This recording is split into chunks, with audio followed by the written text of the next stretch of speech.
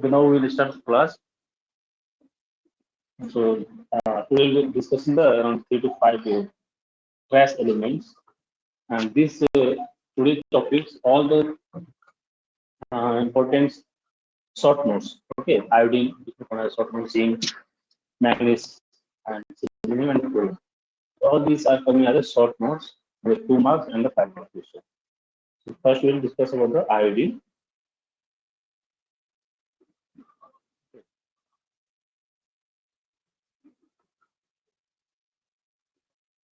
We know iodine is very important for our body and mostly in case of for the synthesis of thyroid hormone. Okay, so iodine is mostly used for the formation of thyroid hormones. Okay, so the total body contents of iodine is around 45 to 50 milligrams, and out of which 10 to 15 milligrams is present in the thyroid gland. Okay, and 25 milligrams in the cells, 5 milligrams in the skin, and 3 milligrams in the skeletal muscle, and 2 milligrams in the liver.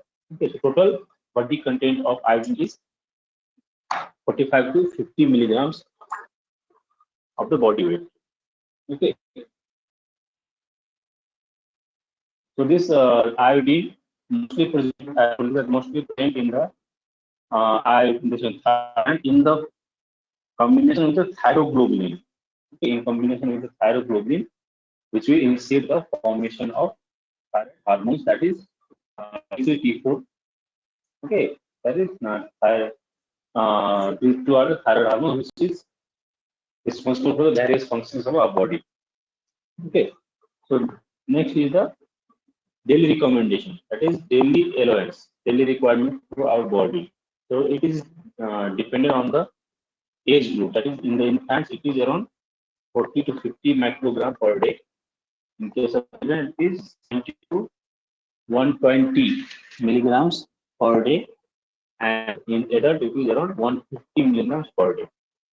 Okay, so mostly the dietary source of the iodine, that is seaweeds. Okay, so the main source we can say that it is from the soil and the water.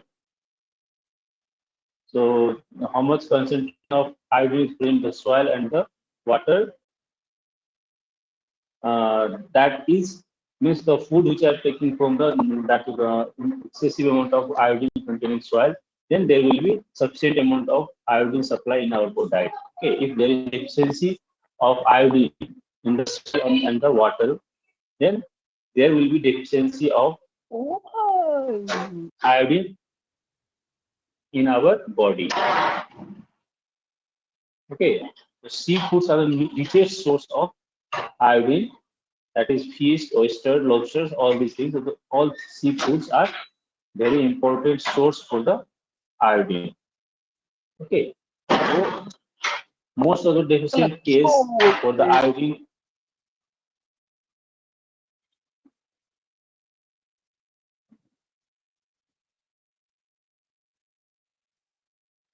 most of the deficient case is seen in the hilly area of the hilly area population, because as you go away from the seaside or sea area, there will continuously decrease in the concentration of iodine in the soil and the water.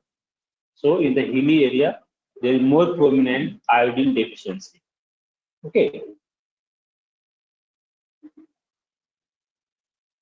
Next one is the absorption. 1v2 class बोलते हैं.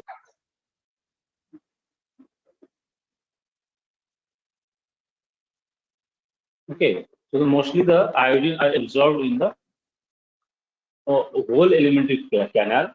Okay, whole alimentary tract, but mainly in the small intestines and a small amount in the mucous membrane and the skin. Okay. Okay. So iodine are absorbed from all part of the body, sorry, all part of the alimentary canal, but the main part is the small intestine. Okay. Correct है.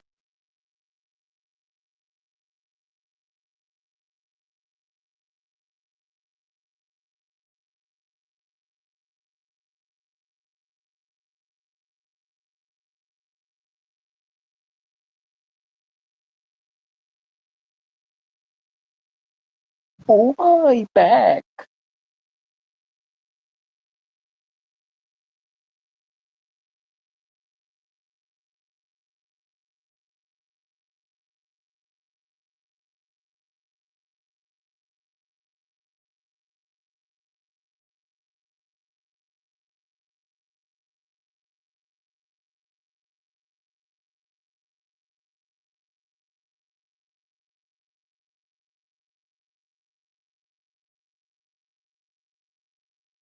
Oh my double back.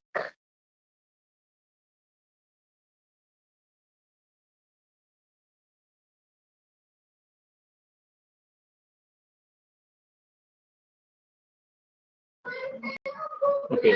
So, as I told you, there is mainly the absorption of certain.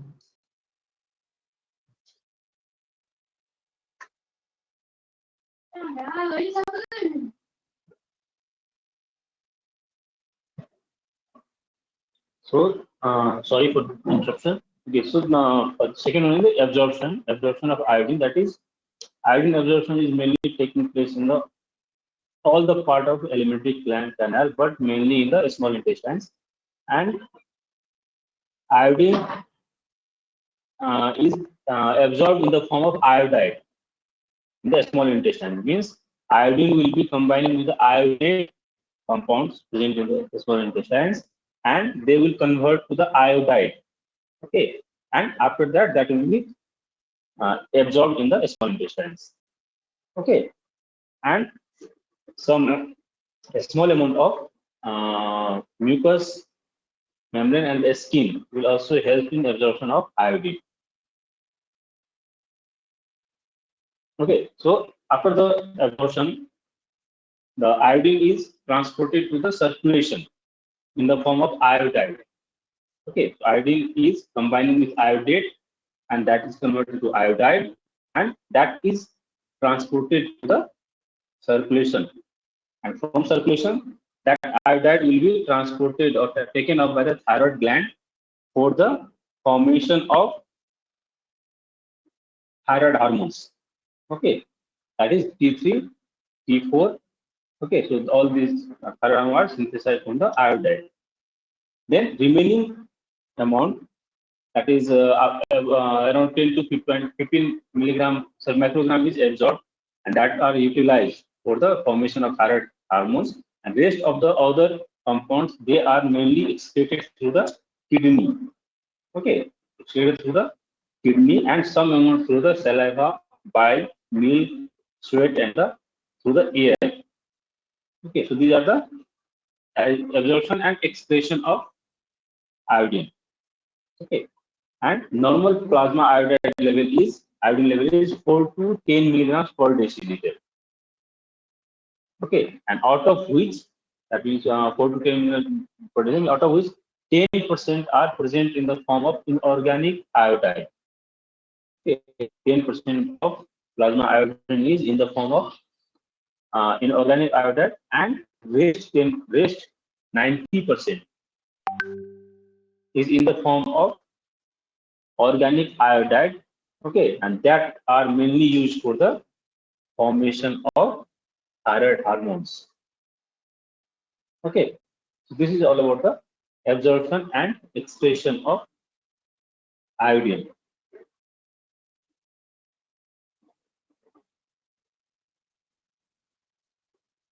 Next is the function. Excuse me sir sir meeting unlock बोलो, कर दीजिए करिश्मा बाहर चली गई है meeting से उस अननोन पर्सन कनेक्टेड हो रहा है इस मीटिंग में भी. Okay.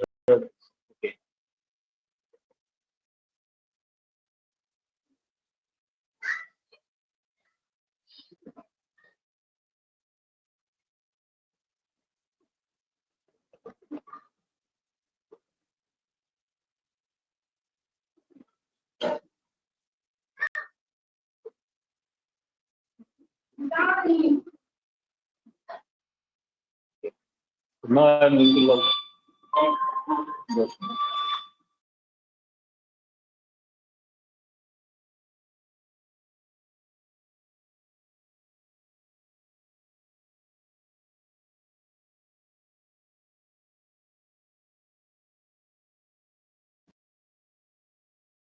ओ भाई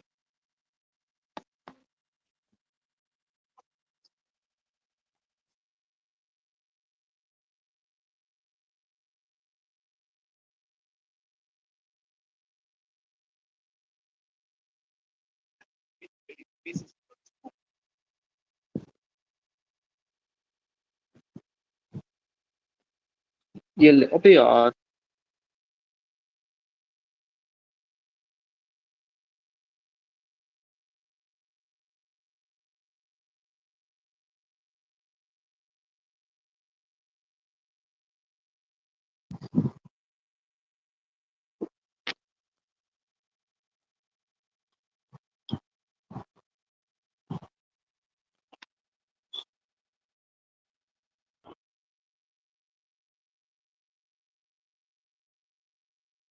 Hello.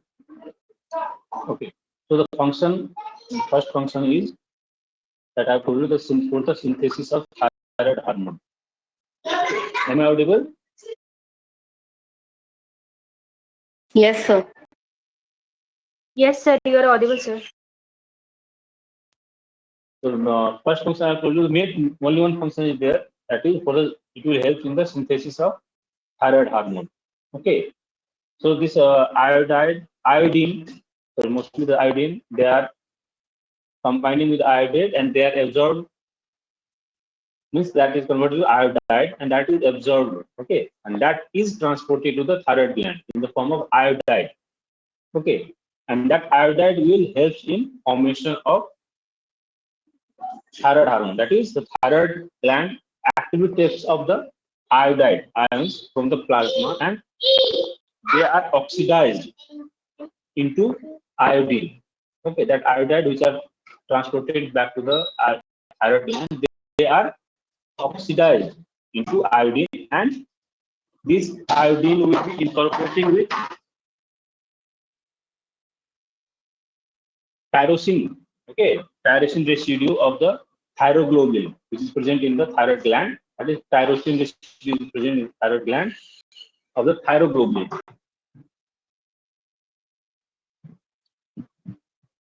and that will convert it to this one T3.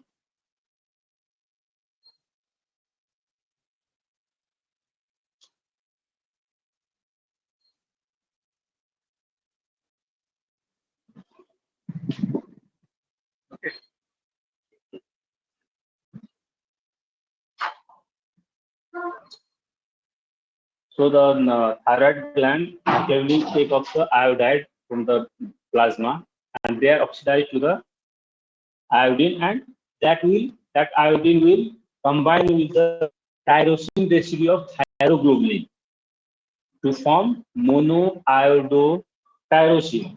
That is, because only one iodine is combined over there, so that will form the monoiodotyrosine. Okay, and if the two molecules of iodine is combined, that will convert to the diiodotyrosine. Okay, in the same way, when the two molecules of diiodotyrosine will combine, that will form the thyroxine, that is T4. Okay, and when the one molecules of monoiodotyrosine and two molecules of one molecules of diiodotyrosine is combined, that will form the T3, that is triiodothyronine. Understood? Have you understood how the thyroid hormone is synthesized?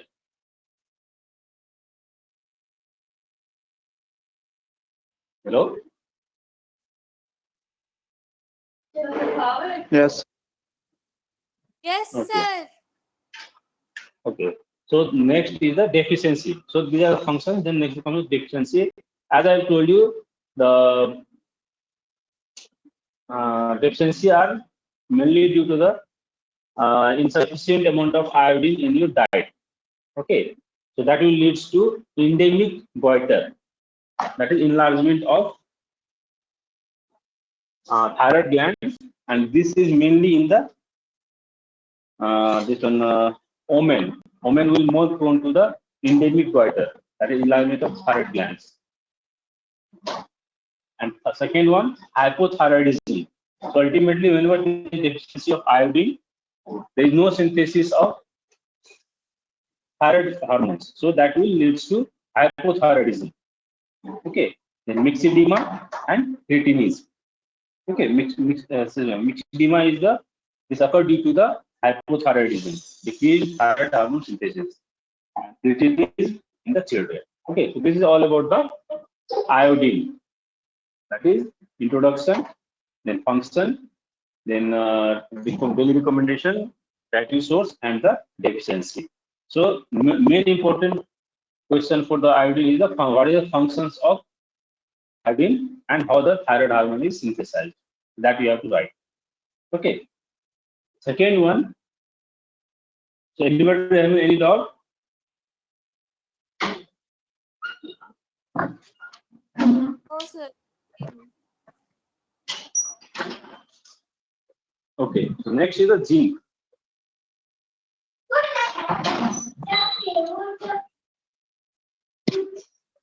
Next one is the zinc. This is also come as a short notes. This is not a long, but this is coming as short notes only. Okay. So total body content of this one zinc is around 2 grams per of the body weight. Okay, and most of the zinc is present in the prostate and the salivary gland. Okay, and these zinc are mainly in conjugation with the enzymes, and that will lead to formation of metalloenzymes. Okay, so the total amount of zinc is an average adult is around 1.3 to 2.1 grams, and it is distributed between mainly in the prostate and the salivary glands, and rest are in the liver, kidney, muscles, heart, skin, bones, and teeth. Okay, so all these are the storage part of the or the richest source, you can say, of the zinc.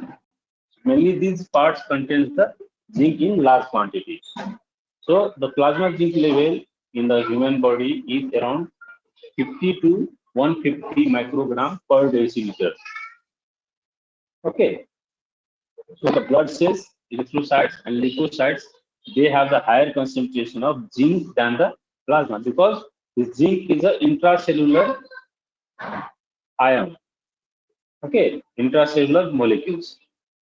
Larger quantity of zinc is present inside the cell, and less quantity of zinc is present outside the cell. That's why in the plasma, zinc concentration is lower as compared to the zinc concentration inside the blood cells. Okay. Next one, daily requirement. So same as iodine, different age group have different requirement. Okay. So in the infant, it is around 5 milligram per day. In the children, it is 10 milligram per day. Adult male, 15 milligram per day. Adult woman, 12 milligram. Then pregnant woman, it is 15 milligrams, and lactating woman, 20 milligrams. Okay. And the main source for the zinc is meat and the fish. Okay, so liver, kidney, meat, fish, eggs, milk, yeast, and the whole grains. Okay, so these are the good source of zinc. Mainly the meat, fish, nuts, and the legumes. These are the richest source of the zinc. Meat, fish, nuts, and the legumes. Okay. Next comes the absorption. Same as the iodine, zinc are absorbed in the small intestines. Okay. And copper, cadmium, and calcium will interfere with the absorption of zinc. Means it will prevent the absorption of zinc by the small intestines. And but there are some compounds, that is phytates. They are also interfering in the absorption of zinc by forming an insoluble complex of zinc. Means they will combine with zinc and they will form they will convert the zinc into the insoluble form, and because of insoluble form, they are not easily absorbed by small intestine. Okay. Sir वो Charu meeting से out हो गई, एक बार unlock कर दीजिएगा।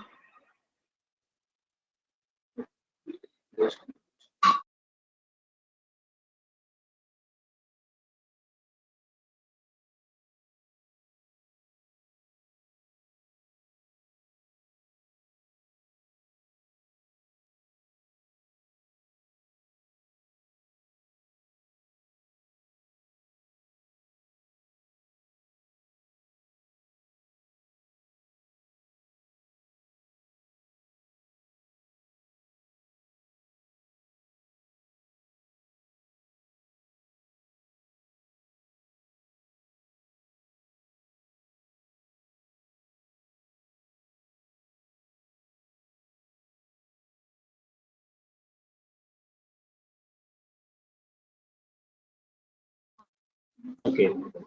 Next one is the function of the gene.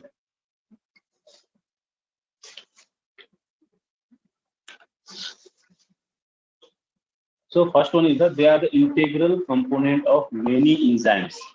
Okay, so zinc will acts as the integral components of many enzymes in the body. For example, carbonic anhydrase, alcohol dehydrogenase, then alkaline phosphatase, then other enzymes are also there. Mainly these three are the most common.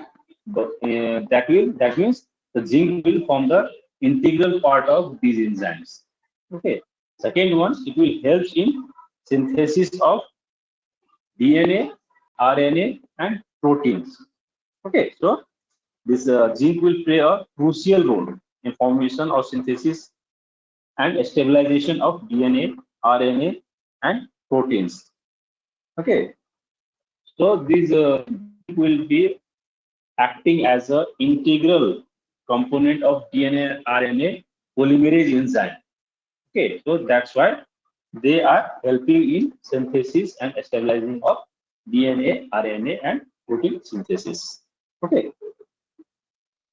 Then third one is an important role in blood gas transport and renal regulation of pH.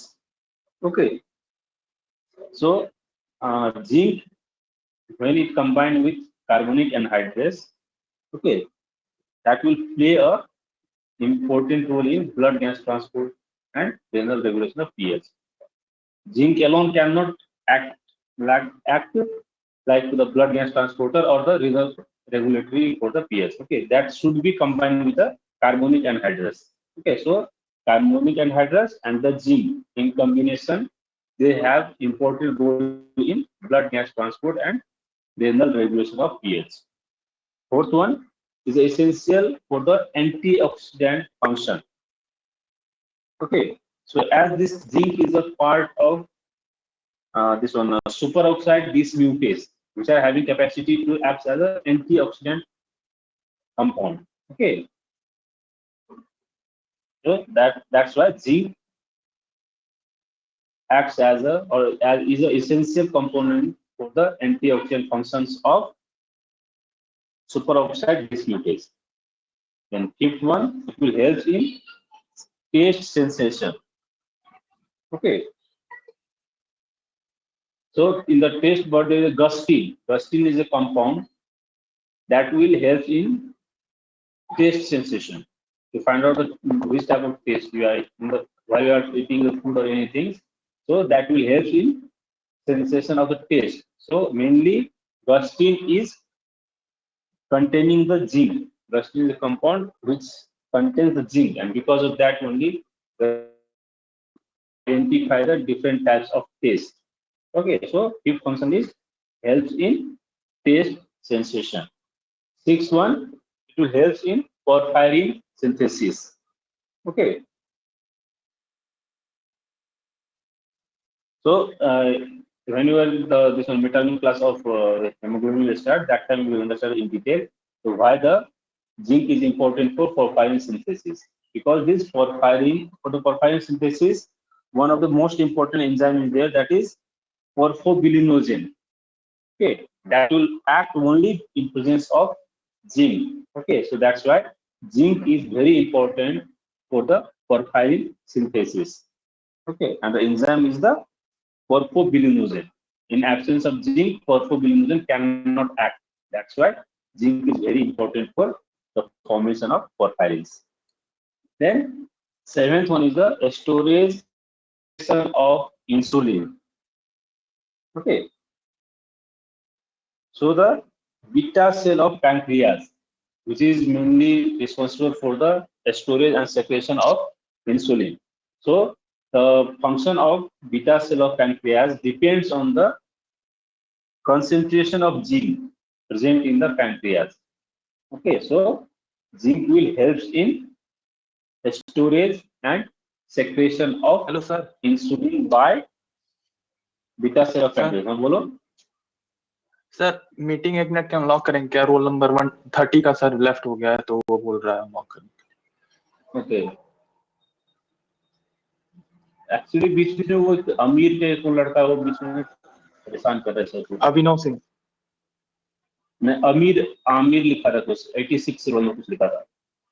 No sir, roll number 30 अभिनव सिंह, उसका left हो गया sir, वो बोल रहा है unlock करें. वो मैं अनलॉक कर दिया. ठीक. Okay, so seventh is the storage and secretion of insulin. So beta cell of pancreas, which is completely dependent on the zinc concentration, so that will help in storage and secretion of insulin. Eighth one is the help in maintaining the normal level of vitamin A. Okay, so zinc will, how this is happening means zinc will helps in synthesis of retinol binding proteins, which is a, if you have gone through the synthesis of vitamin A, in that case we have seen the this one, retinol binding proteins. Okay, so for the functioning of for the synthesis of retinol binding proteins, zinc is required.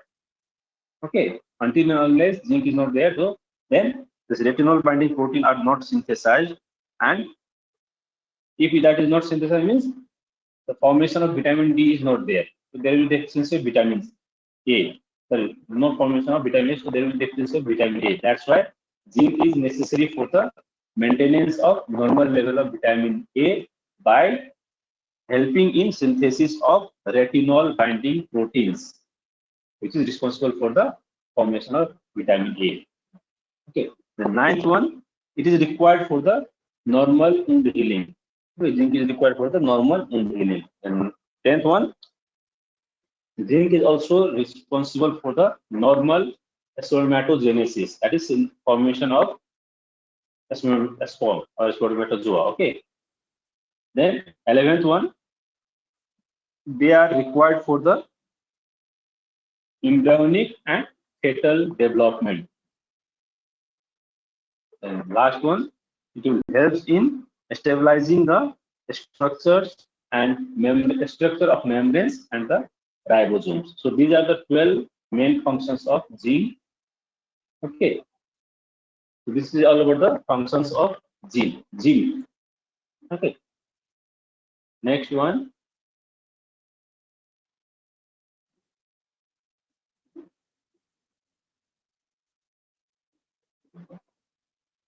Is the zinc deficiency.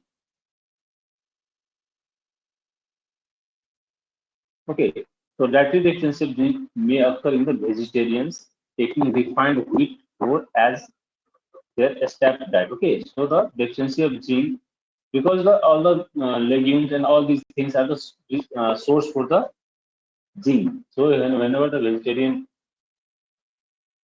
who is taking the refined wheat, so that person will have the deficient zinc concentration in his blood. Okay, and the most most common defect due to the zinc deficiency is the ectodermatitis enteropathica. Okay, that means ectodermatitis enteropathica means the this happens because of abnormal defective absorption of zinc. Okay, there will be defective absorption of zinc from the intestinal from the intestines, and that will leads to recessive disorder. This is a autosomal recessive disorder, that is ectodermatitis enteropathica. Okay, that is happened due to defective absorption of zinc by the small intestine. Okay, then third one, it causes the retardation of growth, dwarfism, delayed puberty, and hypogonadism. Okay, that is infertility, you can say. Then a mild deficiency may cause poor wound healing and impaired piercings of the taste. Okay, so ultimately, whenever there is a zinc deficiency, wound healing will be delayed. And if there is a deficiency of zinc, gusting is not present in the taste bud, so you cannot perceive the, or you cannot sense the taste, which of taste you are taking. Okay, so these are the deficiency manifestations of zinc. Understood?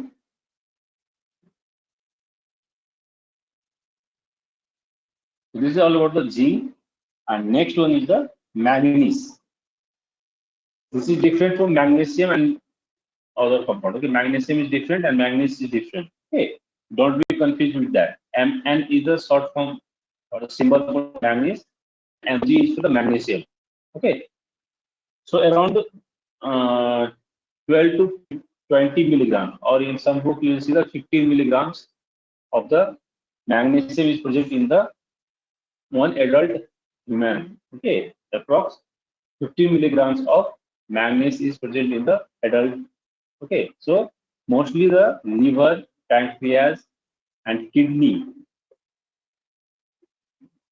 contains more amount of manganese than the other tissues. The liver, pancreas, and the kidney contains larger quantity of manganese.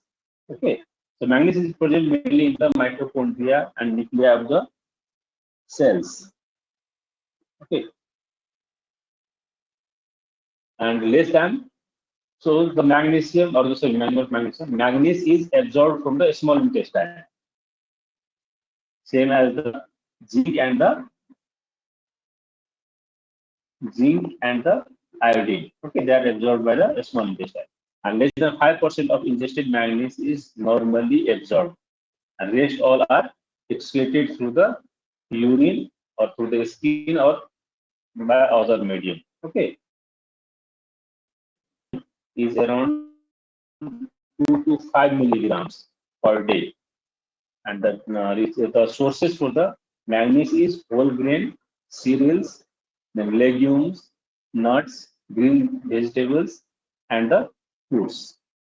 Okay, so around 12 to 30 milligrams of manganese are present in the human body, and out of that, most of the manganese are present in the liver, pancreas, and the kidney, and total amount of manganese which you are taking in your diet, out of that only 5% are absorbed by the small intestines.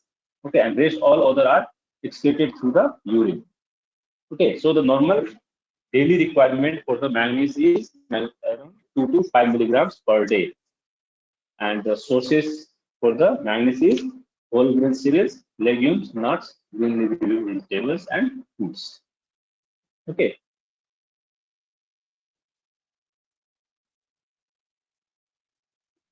The next one is a function.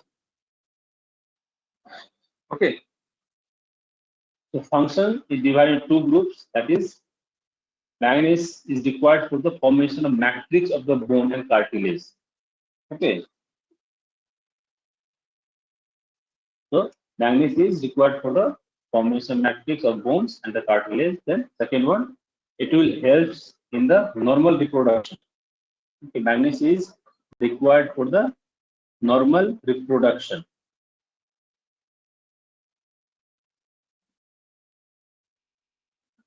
It means it will maintain the normal reproductive function of the human body. Then third one, it will help in normal functioning of the central nervous system. Okay, and it will help in stabilization of the nucleic acids. Okay, that means they will help in formation of nucleic acid also, stabilizing the structures of nucleic acid which are already formed. And there are other functions also. Zinc are required for the heme synthesis, that is heme part of the hemoglobin. Okay, and they are also required for the activity of RNA polymerase enzyme, which are responsible for the formation of RNA. Okay, and this manganese is also required for the cholesterol biosynthesis. Okay, and it will also inhibit the lipid peroxidation. Means it will act as a one of the part of antioxidant. It has the antioxidant function also. Okay.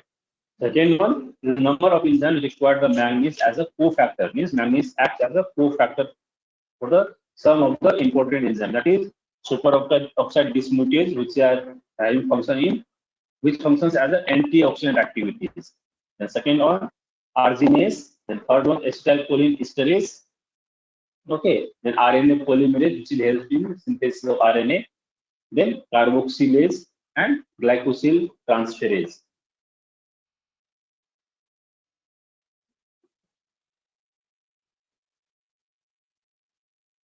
Okay. So these are the various functions of the manganese. Understood? And Yes, sir. now there is no any deficient manifestations of manganese because the requirement of the manganese is very less in the less quantity. Very less quantity is required. That's why there is no such deficiency manifestations are found till today. Okay, till now. And next one or the last one you can say. So the next one is the selenium. Okay, so it is the constituents of amino acids. That is 21st amino acid. That is selenocysteine. Okay, this is the constituents of amino acid. That is selenocysteine, which is the 21st amino acids, and they occur in the enzymes like glutathione peroxidase, deiodinase, and thioredoxin reductase. Which means they also act as a, or they also help in antioxidant activity of the glutathione peroxidase. Okay. Then it is around 6 milligram of selenium is present in the adult human body. Okay. And renal corticals, liver, muscles, pancreas, pituitary, and scale contains the selenium in relatively large quantity. And daily requirement for the selenium is 50 to 100 microgram per day. And sources are seafood, missile meats, and all kinds of cereals. Okay. So selenium is the constituents of 21st amino acid, that is selenocysteine, and it is having beneficiary effects on antioxidant activity of glutathione peroxidase, then deiodinase and thioredoxin reductase. Okay. And daily requirement is 50 to 150 milligram microgram per day, and sources are seafoods. Next one is the function.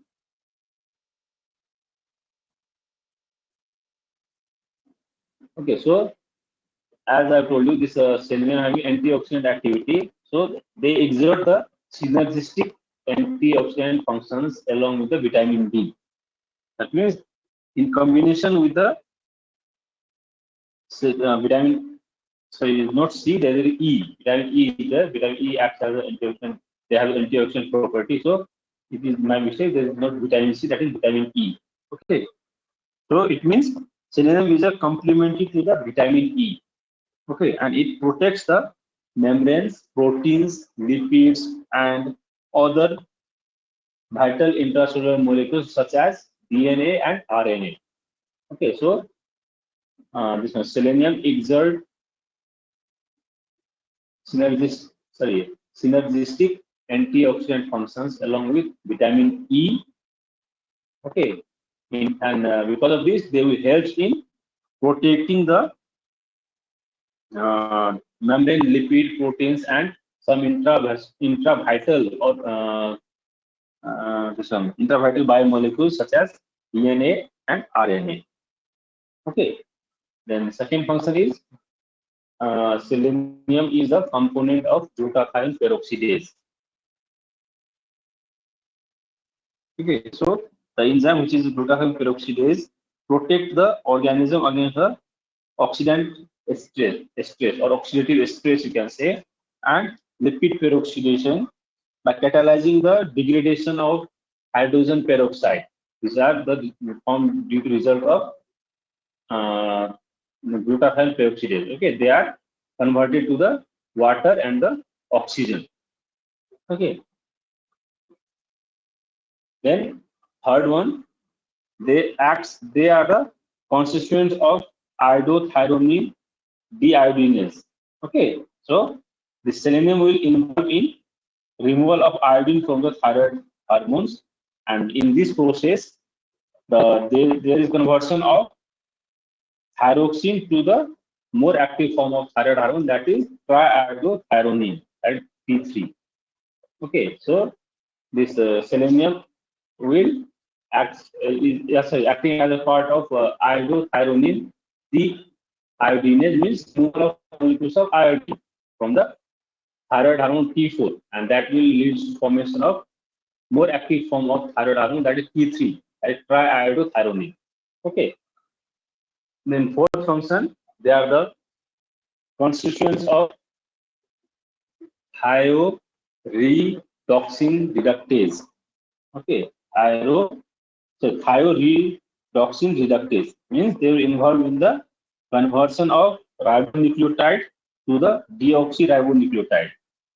Okay, this is a hormone which are responsible for the conversion of ribonucleotides to the deoxyribonucleotides. Okay, and ultimately they have function in immunology. They have the ultimate function for the immunological, for the defense of our body from the foreign substances or foreign compound. And fifth one, they act as a means they bind with a certain heavy metals and protect body from their toxic effects, like mercury and cadmium. So they will bind with these heavy metals, and they will be excreted through the urine or by any other medium. So they will prevent our body from the toxic effects of these heavy metals, that is mercury and the cadmium. They will combine with semi urine. Last one, they will play important role in sperm motility. Okay, so the motility of a sperm is completely dependent on the selenium concentration of the body. Okay. Then last one is the fluorine. Okay. So around 2.6 gram of fluorine is present in our body, and out of which more than 95% of fluorine is present in the bone and teeth in combination with the phosphate, and calcium, and chloride. Okay, they are in combination with them and because of this, they will help in formation of bone and teeth. Then fluorine is ingested in the form of fluorides in a body. Okay, so it is really absorbed from the guts and enters the extracellular fluids, and fluoride makes the bone resistance to osteoporosis. Okay, so this fluoride will having the protective effects against the osteoporosis in the elder age. Okay, then they have also function, or they have made very important role in preventing the teeth from dental caries. Okay, and the main source of fluoride is the drinking water, and the richest source, you can say, or from the any other medium, that is seafood, cheese, and tea. They also provide a small amount of fluoride. So the main function of the fluorine is they will protect the teeth from dental caries, and they are also important in preventing the elder age person from getting osteoporosis. Okay, so this is the introduction of the fluorine. Next one is the function. So there is increase in resistance of enamel to acid attacks in the teeth. Okay, so because of this property, they will prevent the teeth from dental caries. And second one, they are required for the normal development of bony structures in the body. Okay, and they are also acting as the inhibitors for the certain enzymes, that is enolase in case of glycolysis. So in case of glycolysis, there is a one step where the enolase will convert the 6 carbon compounds to the 2 molecules of 3 carbon compounds, and this step is prevented by the sodium fluoride. So whenever you are performing the estimation for the serum test, in that case the anticoagulant which are used is the sodium fluoride, and that will obstruct the glycolysis process at the stage of conversion of 6 molecules of 6 carbon compound to 2 molecules of 3 carbon compounds. Okay. The last one is the disease states, that is dental caries whenever there is decreased concentration of fluorine below the 0.05 ppm, that is per molecules. Okay, that means ppm means per gram, sorry, parts per molecule. ppm means parts per molecules. Okay, so whenever there is decreased concentration of fluorine in the diet or in the blood less than 0.05 ppm, that will lead to dental caries. And second one is fluorosis. Whenever there is increased intake of fluorine more than 2 ppm, that will lead to fluorosis. Okay. So this fluorosis will cause the teeth discoloration of the teeth. Okay, fluorosis will result in discoloration of teeth whenever you take the increased concentration of fluorine in your diet. Okay, so this is all about the and this is all about for today class. So anybody having any doubt?